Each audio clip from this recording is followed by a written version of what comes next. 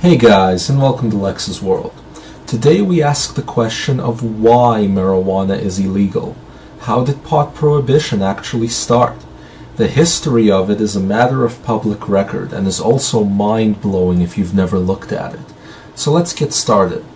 Before the 1920s, there was no concept in the United States of the word marijuana, a word used in Mexico for many years prior. The word people did know was hemp, which describes the cannabis plant. Hemp was a farm crop in use for many years. By the start of the 1920s, hemp was being grown in farms all over North America and Mexico to make clothing, rope, medicine, candles, and a variety of other products. And yes, hemp was also being smoked recreationally. It was gaining popularity with white Americans and was extremely popular already with the Mexican population in the States. Nobody was uncomfortable with the idea of smoking up. Hemp was a legal and growing industry. Then, at the peak of hemp's popularity, the first villain came out and got the ball rolling for Prohibition: William Randolph Hearst.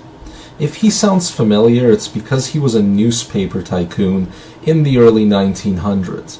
In the days when newspapers were the #1 news source, he was one of the true media emperors of his time.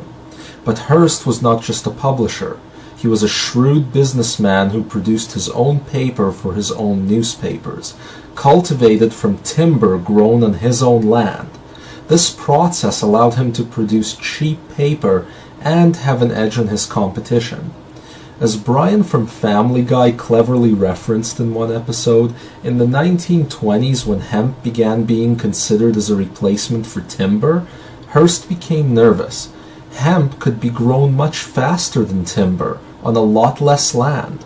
Meanwhile, at that point, Hearst had already bought millions of acres of forest real estate. This gave Hearst a reason to attack hemp, and the easiest way to do that was attack its recreational use and attack its association to Latin Americans during a period when U.S.-Mexican relations were pretty rocky. So, in the 1920s, Hearst's newspapers began churning out wacky ads and articles about hemp. Except they didn't call it hemp, because hemp sounded too familiar. Hearst instead borrowed the alien-sounding term marijuana, a word most Americans didn't even know yet. Hearst focused only on the recreational aspects of marijuana and portrayed it as a Mexican drug infiltrating America. He combined this racist propaganda with outlandish statements, being the first to suggest that in the media that pot was worse than any other drug and a major source of violence and crime among young people. Hearst was almost single-handedly responsible for sparking the reefer madness era, when the average American went from virtually ignoring marijuana's existence in 1915 to being terrified of pot by 1930. Still, Hearst was only responsible for shifting the public opinion.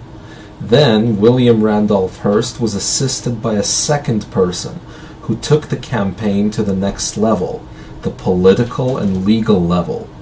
Join us next time on Lex's World for Part 2 when we talk about that person, Harry J. Anslinger. If you found this useful, be sure to hit the subscribe button up top to catch us next time, or the like button below. See you next time on Lex's World.